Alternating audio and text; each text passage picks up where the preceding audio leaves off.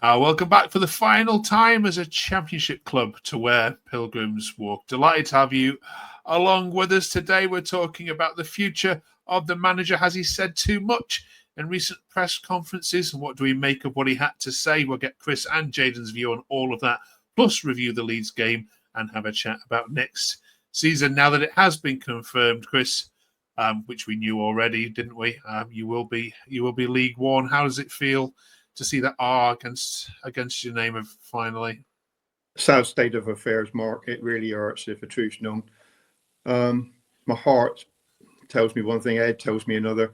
My head tells me that even back in Sheffield Wednesday, the first game of the season, back in August, I came away from that game having lost 4-0 thinking we're relegated.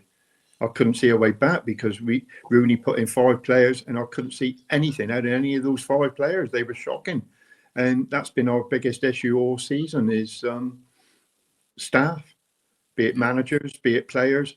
That's what's got us down where we are. You know, facts don't lie. We got Ryan Hardy as our main striker on 12 goals. Got Bundu on 11 goals. Guess who our third Irish striker is? Own goals with 5. You know, facts don't lie, do they?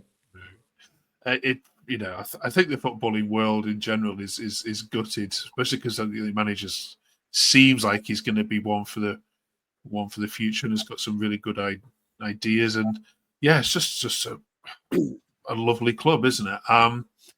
But Jaden, the question comes now from many people's lips: is what's going to happen next season? Can you bounce straight back up? I mean, first of all, Luton going down, does that help your cause or not? I don't really think it matters too much. The teams who go down with us, there's not a lot of quality in any of those teams that were coming down with us. Really, Preston, Hull, Luton. You know, there's no big dogs sort of thing, is there? In those sort of names, Cardiff's probably the biggest name, but they're so poorly ran that they're not really going to be too much trouble to us. And I think we should have the edge over them. If we do the right business in the summer and we manage to keep Miron Muslic. His press conference, Chris, has been interesting. There's been lots of fans have made out his comments, which I don't think have been misinterpreted. He was essentially saying that the structure of the club is missing, and that things need to change above him. First of all, obviously, I think you agree with it because we've talked about it many times in here, but he's the first manager that's come out and said that, isn't he? Is that a little bit dangerous for him? It is dangerous. I think he's been given a haul over the coals for it because he's actually came on X and apologised and said that it was emotional comments that he'd made at the time, very emotive. What I can't get head around, Mark, is he's being asked, he's under contract till 2027, and he's being asked to make a commitment that he's going to be here next season, having been relegated. It's easy to say one or two things, yes or no. I don't know how much easier it needs to be than that, but he's going on at length and all these sayings about he needs to get energy and he needs to get this. I get the fact he needs to see his family. I understand that 100%. But all these other things, and he seems to be putting obstacles in the way instead of just letting everyone know, yes, I'll be here, but I need to do this, I need to do that. We haven't had that. It's nothing set in stone. It's been, I'll let you know later. Well, that's not good enough to a club like us. We need to know ASAP. And I think behind the scenes, there could be even some movement in, looking at other people just in case that scenario does happen, that he ain't coming back. Yeah. We've talked before about other clubs looking, aren't we? We've got QPR now that are going to be added to that list as well, Jaden. And I know already there's rumours within their fan base of being as a manager. But yeah, is he? I think he's got personal ambitions above League One himself. The way that he speaks. Not at the moment, but I think if the right job comes along, then I think he'll have to have a look at it. If it sort of fits his circumstances more. I don't really understand why he's come out with all of this stuff suddenly. After coming out with saying how much he loves the club and all of this sort of thing. Literally after every single game on Twitter, he puts Green Army and all of this. But I feel like he's fallen in love with the club enough to show us some loyalty now, but I just don't know if he will, and I really do hope that he does. Yeah. Okay. So look at some tweets following the Leeds game. I mean, they were very angry, as you could expect. We don't put any blame on any fan that's feeling it. Niall's feeling it. He says, "At Sam Hallett, congratulations, you got your wish. Just sell the club. I can't even begin to put into words how angry I am with you." Another one, Simon Hallett, you owe it to the fans of this club to clarify his position soon. Not in June, not in July. There needs to be a huge rebuild from the top down. Otherwise, expect all of us to fall into League One mediocrity. Do you think Simon Hallett needs to come out, Chris, and clarify where the club are and what the plans are? It would be great for this anger. Yeah, it'd be great if he did more for the fans, that's for sure. I mean, it appears like Miron's almost held the club to ransom over some things. And you think, really? Nobody was aware of you back in January. You've come over here. You must know where England is. You must know where Plymouth is. You've checked it out. So don't come out with all these excuses now about how far away we are. We had to leave home at 6:30 to go to get a train on Saturday to get to London, to get a plane back to his home. Well, you knew that before you come here, surely. And you've been well paid since you've been here. Well, just do your job. As Roy Keane would say, that's your job. Just get on with it. And it's annoying that he's now making all these excuses. Simon Hallett isn't a football man. He's a businessman. And he's done very well for our club. And what a lot of people lose respect for, we haven't, and I've said it before, we haven't got a queue of people waiting to come in and take over his place. Has been proven with these investors. We're still been waiting 12 months on for these investors to suddenly show their heads. That's my view. Yeah. There's a couple it's all after the Lord Mayor show here, Jane. There's a couple talking about his style of football not going to be suited enough to League One, and we all know what League One is. It's very, very, it's lacking in quality. It's very much kick the ball up the pitch and rush at them. I mean, a little bit disservice to it, but that's what you're going to get. Phil says, my concern about Miron Muslic is a long ball merchant. That won't work in League One. You can't win games, especially away from home, having 20 or 30% possession, which is what it will happen. I'd like him to stay, but he'll need to change his style. Do you agree with that? Yeah, he's probably spot on, isn't he? But the thing is, he's a good manager. He's proven that in both the jobs he's been in now. He obviously got Europa League for the other team in the Belgian league. So yeah, he's a good enough manager, and I'm sure he will. You'd hope he would change his style when it comes to it. Is it just that he hasn't had the players to play a different style here? Think he's changed the way you would usually like to do things? Yeah, definitely. Championship's a difficult league for a team like Argyle with not a very good squad. He got Europa League in the Belgian league. I'm sure he played some nice football over there. He must have done. I'm sure he didn't have 20-30% possession and managed to get top 5 in the Belgian league. I think he is a good enough manager, and he will change his style. Okay. Just got a couple more. Vince says, how different it could have been if we hadn't hired that Scouse fraud Rooney. I'm nothing but appreciative of that Simon Hallett and co for what they do behind the scenes. This relegation is on their shoulders for hiring him. I told them on the 25th of May, 2024, we would get relegated. Where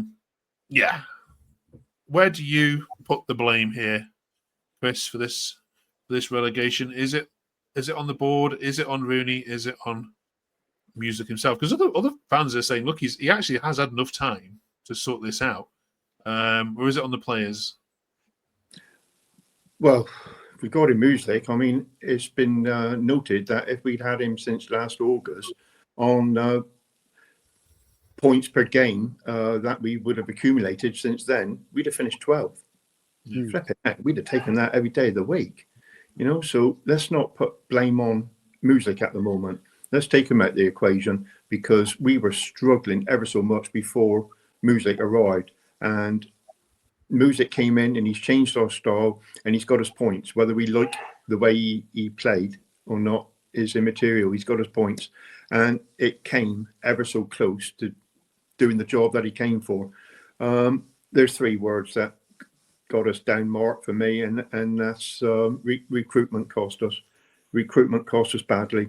We've spent stupid money for a club like us. We spent 2.5 million on 2 players, and they haven't been playing. You know, Tijani and Beidou, they just haven't been playing. They haven't been Muslic's players. They don't like it. He quite clearly doesn't like them. Although Tijani's come good in the last few games, I've got to, eat my words there because I thought he couldn't hit a barn door with a banjo, but he's come better, and I will say that. And Beidou probably had his best game on Saturday that he's ever had for us, and that was 20 minutes worth. Whether can he do it in League One? I guess you'd like to think he can, but for somebody who cost us best part of 2 mil, 1.75, you think flipping it, it's money wasted, and it's all about recruitment. And I don't only mean players. I mean, we've had 2 poor managers as well. Ian Foster, it was absolutely shocking. We didn't appear to learn from that. Stayed up by 1 goal last season and moved with Wayne Rooney. And the issue there was the man who had too much say, Neil Dewsnip. Neil Dewsnip has had far too much say in what's gone on behind the scenes. And it shows now. Where's Neil Dewsnip? Been put on gardening leave, and no one's heard of him since. He won't get another job, hopefully, in football. He's along with Wayne, it's bad. Bad recruitment that's gone on, and people's blaming the board. Yeah, so I get that. There's 101 reasons that Argyle fans are going to come out, but for me, it's recruitment. Jaden? Yeah, you pretty much nailed it on the head, really. You're not going to succeed in the Championship with a squad like we have, and especially when you're spending 2.5 million on 2 players with no quality at all, really. One of them's been tired the whole season apparently, and he's not even played. So yeah, how does that work? He's only played in the Swedish league before. So yeah, there's just, I don't know how you can scout a player like that, and then he is what he is, and he's so poor. And same with Tijani, who's had about 2 good games for us. But he's got a couple of points for us, but it's just not good enough. Okay. We need more of those players. And you can throw Rami Al-Hajj into that mix. Yeah. Yeah, gosh, we forgot about him as well. Yeah, right. Yeah. 800,000 wasted. Unreal. So it is League One then next season. When the fixtures come out, where would you want that Exeter tie, Chris? Do you want it early, later? Does it matter? It don't really matter. It's certainly one that we look forward to. Always beating the bin juice. Lovely around Christmas, January. Yeah, we'll take that. Yeah. Always look forward to 6 points off them. Yeah. Who's the biggest club in this league then, Jaden, now, do you reckon?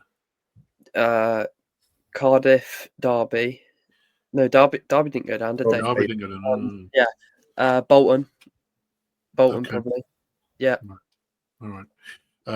But you've got quality players, haven't you? Whether you'll keep hold. I mean, Bundu. If Bundu signs, I'll put money on you going straight back up. Whether you'll keep him or not, I'm not too sure. Yeah, we'll miss you. Absolutely.